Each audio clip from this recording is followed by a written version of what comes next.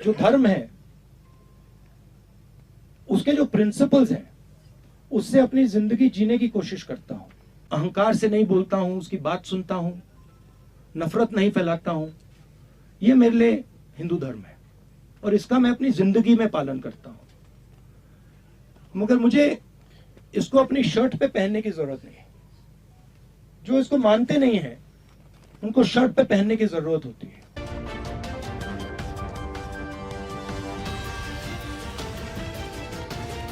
तो ये राम मंदिर 22 तारीख का फंक्शन जो है ये राजनीतिक फंक्शन बन गया है। हिंदू धर्म के जो हमारे लीडर्स हैं, जो अथॉरिटीज हैं, उन्होंने कहा है कि वो नहीं जा पाएंगे क्योंकि ये राजनीतिक फंक्शन बन गया है। आरएसएस ने, बीजेपी ने 22 तारीख को एक चुनावी flavour, election flavour, political flavour दे दिया है। इसीलिए कांग्रेस प्रेसिडेंट ने इनकार किया वहां जाने का।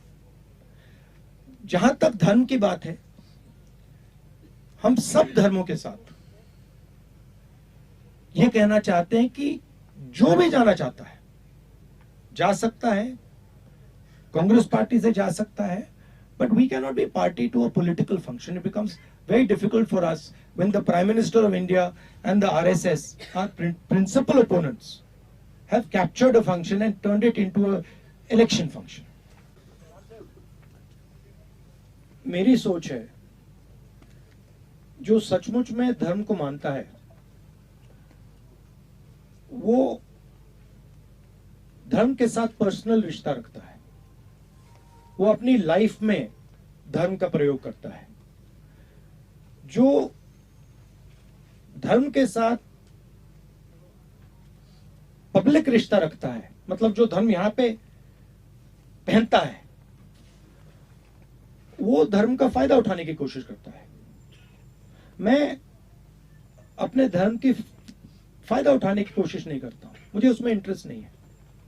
मगर मैं जो धर्म है उसके जो प्रिंसिपल्स हैं उससे अपनी जिंदगी जीने की कोशिश करता हूं। तो मैं लोगों के साथ ठीक से बर्ताव करता हूं, लोगों की इज्जत रखता हूं। जब कोई मुझे कुछ कहता है, मैं अहंकार से नहीं बोलता हूं, उसकी बात सुनता हूं, नफरत नहीं फैलाता हूं। यह मेरे लिए हिंदू धर्म है और इसका मैं अपनी जिंदगी में पालन करता हूं। मगर मुझे इसको अपनी शर्ट पे पहनने की जरूरत नहीं है। जो इसको मानते नहीं है उनको शर्ट पे पहनने की जरूरत होती है। तो ये बात है। तो जो भारत जोड़ो न्याय यात्रा है वो विचारधारा की यात्रा है। इंडिया अलायंस चुनाव लड़ेगा, अच्छी तरह चुनाव लड़ेगा और चुनाव जीतेगा। ये इस यात्रा का लक्ष्य जो न्याय का सवाल है उसको जनता के सामने रखने का है।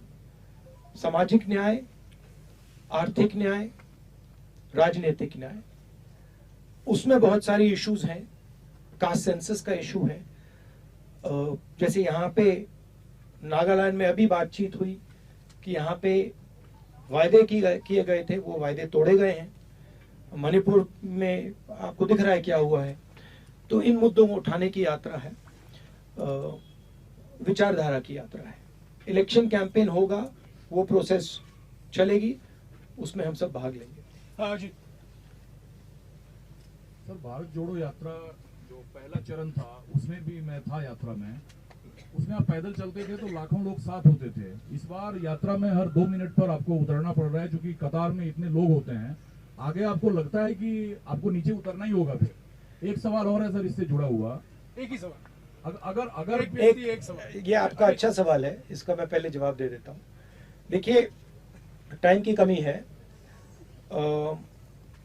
अभी हम मणिपुर, नागालैंड में हैं। यहाँ पे काफी लंबे गैप्स हैं तो उसमें तो बस में ही जा रहे हैं, मगर जब हम असम में, बंगाल में, बाकी स्टेट्स में आएंगे तो मुझे लगता है कि जो वॉकिंग एलिमेंट है वो ऑटोमेटिकली बढ़ जाएगा। मगर टाइम का इशू है, क्योंकि हम इसको मतलब 4-5 महीने लंबा तो नहीं खींच सकते हैं। वो पिछली यात्रा 150 दिन की थी, 150 दिन नहीं है, तो इसको थोड़ा हमें टाइट करना पड़ रहा है। इंडिया अलायंस के जो प्रोसेसेस हैं, डिस्कशंस हैं, अच्छी तरह चल रहे हैं। ज़्यादातर जगह आसान है, ज़्यादा कॉम्प्लिकेशंस नहीं है। 1-2 जगह थोड़े ज़्यादा कॉम्प्लिकेटेड हैं, मगर मुझे लगता है कि काफ़ी आसानी से जो सीट शेयरिंग की बात है और बाकी चीज़ें हैं, हम इनको रिजॉल्व कर लेंगे और काफ़ी अच्छा इंडिया अलायंस चुनाव लड़ेगा।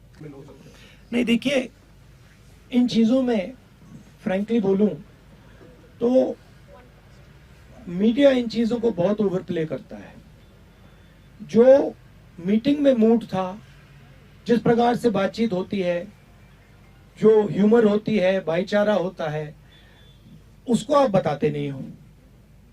आप एक मुद्दे को उठा के मतलब मेन इश्यूज को बना देते हो। देखिए, there is mutual respect and affection between the leaders of the India formation, and the India formation is a ideological formation that is placing itself in opposition to the idea of the RSS and the BJP. I am very confident, मुझे बहुत confidence है कि India alliance में ऐसी छोटी छोटी problems हैं, ये सब रिजॉल्व हो जाएंगी और हम एक साथ मिलकर बीजेपी के खिलाफ चुनाव लड़ेंगे और उनको हराएंगे। ऑल्टरनेट विजन का फाउंडेशन हमने पिछली यात्रा में रखा था कि हम नफरत का हिंदुस्तान, बटा हुआ टूटा हुआ हिंदुस्तान नहीं चाहते हैं। हम हार्मोनियस भाईचारे का हिंदुस्तान चाहते हैं। और वो भारत जोड़ो यात्रा was a resounding success. Everybody, even the BJP people से इट। नाउ उसका अगला कदम जो बीजेपी का जो मॉडल है, जो नफरत भरा हिंसा का मॉडल है, वो अन्याय का मॉडल भी है। उसमें 2-3 बड़े उद्योगपतियों को देश का पूरा धन मिल जाता है।